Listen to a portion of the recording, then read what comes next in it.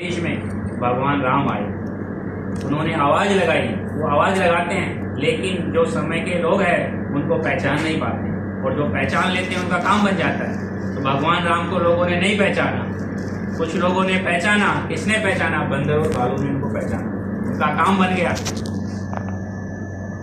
जब वो चले जाते हैं तो जो उस समय के जानकार होते हैं, उस समय के जो विद्वान होते हैं, वो लिख देते हैं उसको, वही धर्म पुस्तकें बन जाती है, वही ग्रंथ बन जाते हैं। अब लोग उनको पढ़ पढ़ करके फिर उसके ऊपर चलने लगते हैं। हम और आप आज यही कहते हैं कि हम तो राम भगवान के बहुत बड़े उपासक हैं, लेकिन उपासक कब माने जाते हैं? जब उनके आदेश का जब पालन करते हैं तब उनके उपासक माने जाते हैं, कहने से नहीं माने जाते। जब उनके बताए हुए रास्ते पर चलते हैं तब माने जाते हैं। भगवान राम ने तो कभी शराब नहीं पिया, कभी मांस नहीं खाया, किसी को धोखा नहीं दिया, बेईमानी नहीं किया, किसी पराई स्त्री को गलत नजर से नहीं देखा।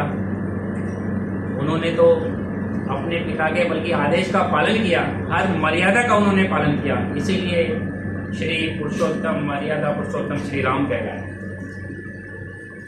उन्होंने अपने पिता के एक आदेश पर राजपाट को ठोकर मार दी और जंगल चले गए, एक आवाज पर। विचार करने वाली बात यह है कि वो उनको वनवास हो गया, वो चले गए, लेकिन लक्ष्मण जी, उनको तो वनवास नहीं हुआ, वो भी उनके साथ राजपाट को ठोकर मार के वो भी जंगल चले गए थे। इसलिए चले गए थे, भाई भाई के प्रेम में चले गए, क्योंकि उस समय पर इतना भाई भाई में प्रेम था, और उसी प्रेम के खातिर वो भी जंगल चले गए थे। आज हम और आपको देखने को मिलता है कि एक भाई दूसरे भाई के खून का प्यासा हो रहा है। एक बेटा अपने बाप के सीने पर रिवॉल्वर की गोली लगा रहा है, किसके लिए? जमीन जायदाद लिखाने के लिए। तो ये क्या हो गया?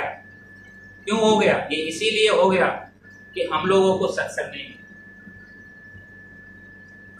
हम लोग महापुरुषों के पास नहीं गए, इसीलिए सब हो गया। पहले के लोग महापुरुषों के पास जाते थे, गुरुकुल हुआ करते थे, आश्रमों में जाते थे, उनसे शिक्षा दीक्षा लेते थे, उनके जब आदेश का पालन करते थे, तो यही गृहस्थ आश्रम स्वर्ग की तरह से उस समय होता था। और आज नरक की तरह से हो रहा है। घर घर में लड़ाई झगड़ा, घर घर में झगड़ा झंझट, घर घर में दुश्मनी, परेशानी, बीमारी। पहले तो इतनी बीमारियां भी नहीं होती, खान पीन का असर आ गया, इसकी वजह से बीमारियां आने लग गई। पहले के समय में आज की तरीके से कोई घर छोड़ करके नहीं भागता, और समय पूरा होने पर अपने आराम से चला जाता था, क्योंकि उस समय इतनी बेमनुष्यता नहीं थी, इतनी तकलीफ नहीं थी। जब से हमने महात्माओं के पास जाना बंद कर दिया, तब से ये जो होने लगे, क्योंकि संस्कार नहीं मिला। संस्कार बहुत बड़ी चीज होती है। जब संस्कार रहते हैं तभी तो एक दूसरे की जरूरतों को आदमी समझता है, एक दूसरे की सेवा करता है। जब संस्कार रहते हैं, देखो संस्कारी तो थे। श्रवण कुमार अपने माता पिता को लेकर के चला गया था 4 धाम की यात्रा कराने के लिए, तो संस्कारी तो थे। भगवान राम भी अपने माता पिता के पूरे आदेश का पालन करते थे। तो जब जाते थे महात्माओं के पास तो इतनी तकलीफ नहीं, इतनी परेशानी नहीं थी। तो कहने का मतलब यह है कि समय समय पर महापुरुष आते हैं और आवाज लगाते हैं। उनके बाद भगवान कृष्ण आए, उन्होंने भी आवाज लगाई, उनको भी कुछ लोगों ने पहचाना, जिनने पहचाना उनको भी आज काम बन गया उनका। लेकिन ज्यादातर लोग उनको नहीं पहचान पाते हैं, कुछ लोग ही उनको पहचान पाते हैं। हमारे आपके लिए तो महापुरुष आते हैं, हमारे आपकी तकलीफों को मिटाने के लिए आते हैं, हमारे आपके दुख दर्द को मिटाने के लिए आते हैं, और हमारे आपके लिए वो तकलीफें भी उठाते हैं। एक महात्मा जी एक राजा का उद्धार करने के लिए उसकी गद्दी पर जा बैठा। जब उसकी गद्दी पर जा बैठा तो राजा ने देखा, भाई महात्मा की इतनी हिम्मत तो मेरी गद्दी पर जा बैठा। मंगाया उसने पौड़ा और महात्मा को जोर जोर से मारने लगा, और महात्मा के शरीर से खून बहने लगा। तो महात्मा जी हंसने लगे। अब वो देखा कि मैं तो इसको मार रहा हूं, इसके शरीर से खून बह रहा है और ये हंस रहा है। फिर मारने लगा और जोर से मारने लगा। जब मारते मारते और राजा खुद थक गया, तब उसने घोड़ा फेंक दिया। फिर कहा उसने कि महात्मा, मैंने तुझे इतना मारा कि तेरे शरीर से खून बह रहा है और तू हंस रहा है। अब मुझे या तो तू हंसने का कारण बता दे, नहीं तो मैं तुझे फांसी पर चढ़ा दूं। महात्माओं को लोगों ने फांसी पर भी चढ़ा दिया, जेलों में भी डाल दिया, कई महात्माओं को जेलों में डाल दिया। तुलसीदास जी थे, उनको देखो 9 महीने जेल में रहना पड़ा। ईसा मसीह को सूली पर लोगों ने चढ़ा दिया। यह है कि जगत भगत है बैर, चारों युग परमान। क्योंकि जो भक्ति करता है उसका ये जगत जो है ना बैरी रहता है, हमेशा दुश्मन रहता है करके। तो उसने कहा कि राजा जी, आप इस समय के राजा हो, आपको ये अधिकार है कि आप जेल में डाल सकते हो, फांसी पर भी चढ़ा सकते हो, और भी कुछ कर सकते हो, क्योंकि आपको जनता ने राजा बनाया है, तो आपको ये अधिकार है। लेकिन राजा, अगर तू हंसने का कारण सुनना चाहता है तो तू कान खोल करके सुन ले कि मैं थोड़ी ही देर के लिए तेरी इस गद्दी पर बैठा था, और इतनी सी देर बैठने की मुझे इतनी बड़ी सजा मिली कि मेरे शरीर से खून बह रहा है। तो राजा, तुझे बैठते बैठते इस गद्दी पर तेरा सारा जीवन निकल गया, तो तेरा क्या होगा, इसलिए मैं हंस रहा हूं। आप राजा चक्कर में पड़ गया, उसको जानकारी भी दी है, तो महात्मा जानकार है, और पैरों में गिर पड़ा कि महात्मा जी में से बहुत बड़ी भूल हो गई, गलती हो गई मुझे। और महात्मा तो होते ही दयालु है, माफ भी कर देते हैं, उसको माफ कर देते हैं।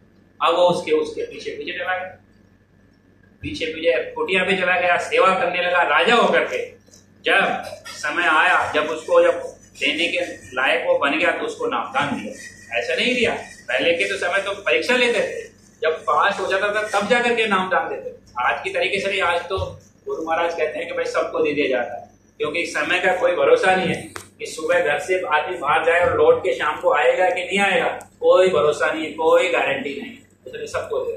लेकिन उस समय परीक्षा लेते थे, उसके बाद देते। तो कहने का मतलब ये है, राजा का भी उन्होंने कल्याण कर दिया। तो महात्मा दुख तकलीफ को उठाने के लिए आते हैं कृष्ण भगवान के बाद। जैसे अपने कलयुग में समझो कबीर साहब की आए थे सबसे पहले। संत तो वो पहले भी बहुत थे, लेकिन पहले गुप्त संत थे, अब ये प्रकट संत हुए, इनके बाद जो है सब संत प्रकट हो गए। कबीर साहब, रहदास जी, पलटू जी, नानक जी, दरिया साहब, और भी कई संत महात्मा आए। और बाबा जय गुरुदेव जी महाराज की ऐसी कड़ी। और इन्होंने कहा कि हम आए वहीं देश से जहां तुम्हारो धाम, और तुमको घर पहुंचाओ ना एक हमारो काम।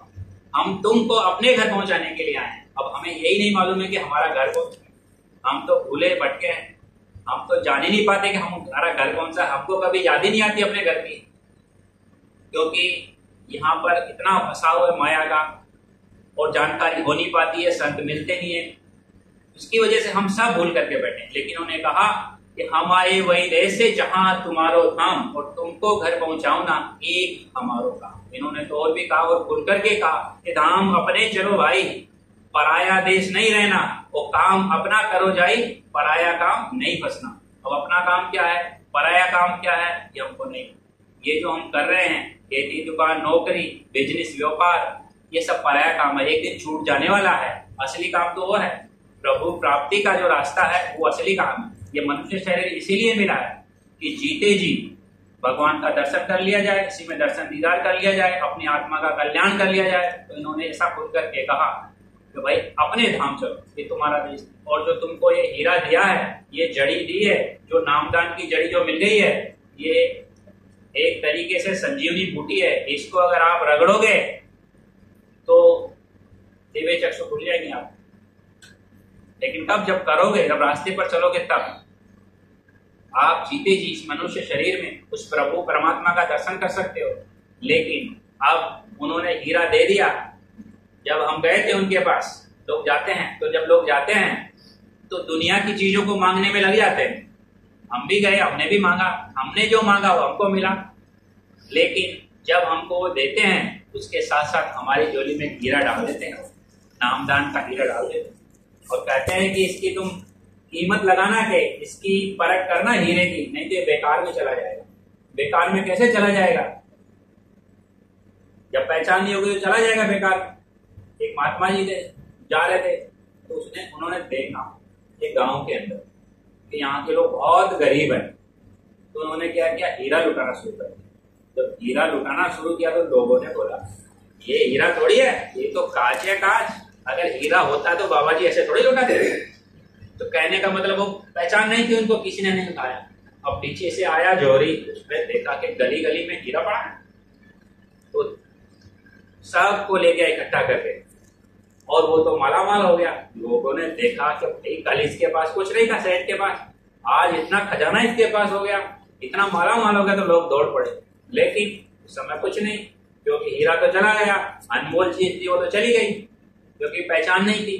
तो जो जड़ी हमको मिली उसकी पहचान करनी चाहिए, और पहचान करके उसके ऊपर जो नामदान मिला है वो करना चाहिए, क्योंकि ये वो नाम है जिसके लिए कहा कि नाम लेत बहु सिंधु सुखाई। इस नाम को लेने से बहु सागर भी सूख जाता है। ये वैसा नाम, ये देखो नाम दो प्रकार के होते हैं, एक तो वर्णात्मक नाम होता है, एक ध्वन्यात्मक नाम होता है। जो वर्णात्मक नाम होता है ये मुंह से लिया जाता है, जैसे जय गुरुदेव नाम है, ये वर्णात्मक नाम है, तो इससे आपकी शरीर की रक्षा हो जाएगी, आपको धन संपत्ति मिल जाएगी, आपको कुछ परेशानी तो उसमें लाभ मिल जाएगा, ये काम हो जाएगा। लेकिन जो दूसरा नाम है वो ध्वन्यात्मक नाम है, जो उस मालिक से मिलने का वो नाम है, वो ये देते हैं। सबको वही मिला। देखो जितने भी महात्मा है नाम वही रहता है। गुरु महाराज ने बताया कि नाम ये आदि से लेके अंत तक, लेकिन जब से रचना हुई और आखिरी तक जब तक ये रहेगा तब तक यही नाम रहेगा, नाम नहीं बदलता। नाम कौन सा बदलता है? वर्णात्मक नाम बदलता है। जो ये जैसे पहले कबीर साहब जी थे तो सतनाम बोलते थे, नानक साहब आए तो वाहेगुरु नाम को जगाया, अपने शिव दयाल जी महाराज आगरा वाले सेठ जी वो आए तो राधा स्वामी नाम को जगाया, वो बाबा जय गुरुदेव जी महाराज आए, इनका नाम तो दूसरा है, ये नहीं है, लेकिन इन्होंने जय गुरुदेव नाम को जगाया तो लोग इनको बाबा जय गुरुदेव जी कहने लगे। तो जय गुरुदेव नाम को इन्होंने जगाया। तो समय समय पर नाम को जगाया जाता है, उसमें पावर भरी जाती है, उसमें ताकत भरी जाती है। जैसे भगवान राम के समय में उनके नाम में ताकत भरी गई थी।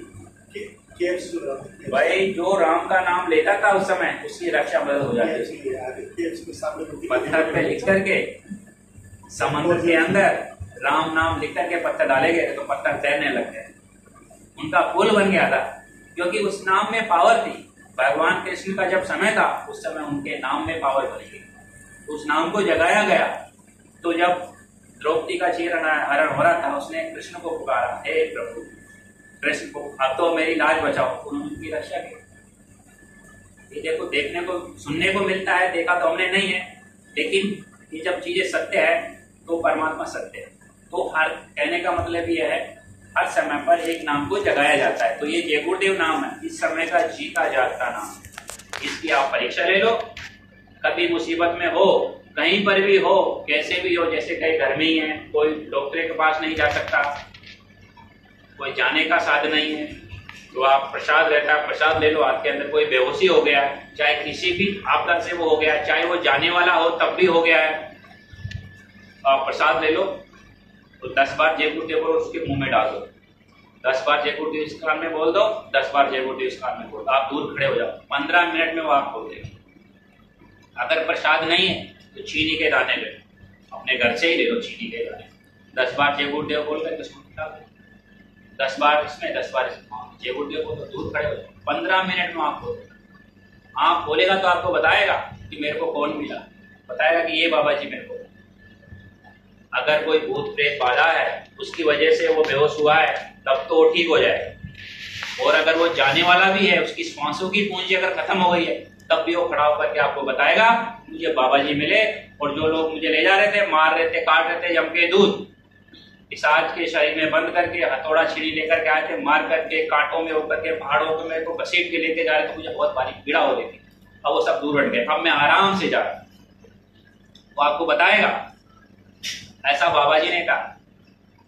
और ऐसा लोगों ने परीक्षा लिया, बहुत लोगों ने परीक्षा लिया। भाई परीक्षा ले लिया तभी तो जुड़े, हम लोग भी तभी जुड़े। भाई आदमी को जब विश्वास होता है तभी वो जुड़ता है। तो आप लोग भी परीक्षा ले लो एक बारी। लेकिन बाबा जी ने कहा कि उद्देश्य सही होना चाहिए, काम सही होना चाहिए, बड़े से बड़ा काम हो। आप जिसको मानते हो, भगवान राम को, भगवान कृष्ण को, किसी देवी को, किसी देवता को, सबका नाम लो। जब आपकी रक्षा मदद करने के लिए कोई नहीं आए तो आप 10 बार जय गुरुदेव बोलना, तब मैं मिलूंगा, मैं रक्षा करूंगा। ऐसा होगा। और मिला कई लोगों को, ऐसा नहीं कि नहीं मिला, कई लोगों को, कई लोगों ने उदाहरण दिया ऐसा। अभी आपके सामने यादव जी वो है, हमारे रोटी बना रहे, सेवा कर रहे हैं। वो अभी भंडारे में गए थे, अभी की बात है, अपने उज्जैन का भंडारा था, जून मई जून में होता है वार्षिक भंडारा जो होता है, उसमें गए थे। यहाँ गए थे तो ये अपनी पत्नी और बच्चे के साथ में भंडारे में गए। तो जो आने का जो इनका टिकट था, इंदौर से वाराणसी, इंदौर से फ्लाइट थी, तो उस दिन क्या है 4 तारीख थी, 4 तारीख को चल रही थी वोटिंग हमारे इंडिया। तो उस दिन बहुत भीड़ भाड़ भी थी यार, साधन का कुछ साधन तो था लेकिन इतना वो उस दिन थोड़ा लेट हो गए, उसकी वजह से वो पहुंचे कम से कम जब फ्लाइट टेक ऑफ होने का टाइम होता है, उड़ने का टाइम होता है, उस समय तक ये लोग पहुंचे, थोड़ा ही समय बचा था, 10-5 मिनट ही बचा था लगभग उसके अंदर, क्योंकि उनका अनाउंसमेंट जो होता है, आखिरी अनाउंसमेंट होता है, सब कर दिया उन्होंने। अब ये पहुंचे थोड़ा लेट, अब लेट पहुंचे तो काउंटर पे गए, तो बोले कि भाई साहब अभी तो आप फ्लाइट में नहीं बैठे, क्योंकि फ्लाइट तो जाने वाली है, अनाउंसमेंट हो गया, काउंटर बंद हो गया, सब कुछ हो गया, तो आप कुछ नहीं हो सकता। अब आप उसकी टिकट लो, 6 घंटे के बाद दूसरी फ्लाइट है, उसमें आप जाओ। अब इन्होंने देखा तो बड़े माहौल से हो गए, पहले तो बाबा जी आपके भंडारे में आएगा, और वहां से तो काउंटर तो आ गए, तो भगा दिया वहां से, थोड़ा दूर आ गए, पत्नी भी था, बच्चा भी था एक साथ में। अब वहां जाकर के सोच रहे थे गुरु महाराज मैं तो आपके भंडारे में आया था और मेरी तो फ्लाइट छूट गई, अब 6 घंटे के बाद फ्लाइट लूंगा, 6,000 रुपए की टिकट है, 3 टिकट 18,000 की हो गई, पैसा भी लगेगा और 6 घंटे इंतजार करूंगा इधर, ये तो बहुत गलत हो रहा है। तो बाबा जी से उन्होंने अरदास की आंख बंद करके, बाबा जी कुछ करो अभी। तो बाबा जी देखो, जो अंदर से जो पुकारता है उसकी जरूर सुन ले, प्रेम से जब कोई पुकारता है तो महात्मा सुनते हैं।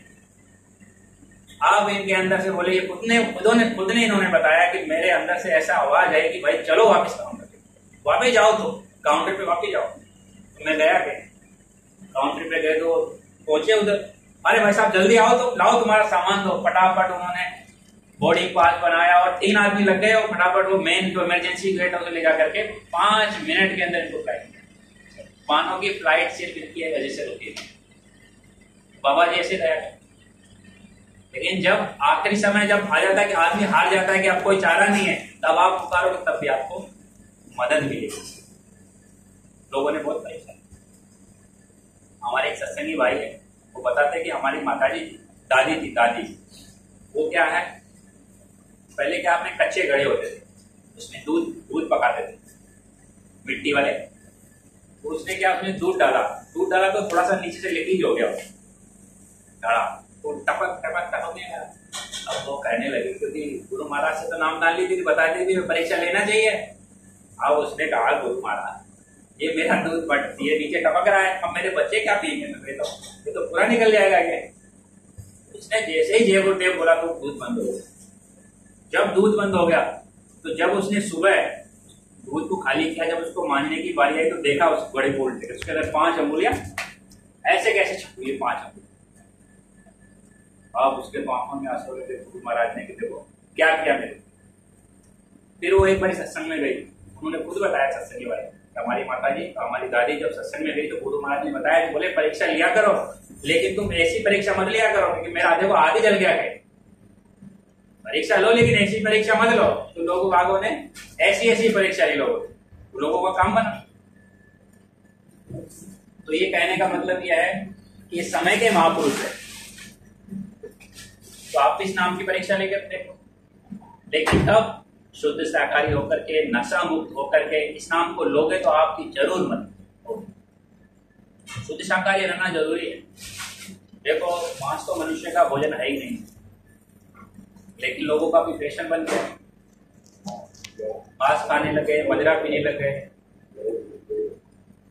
मांस जो है मनुष्य के लिए बना ही नहीं।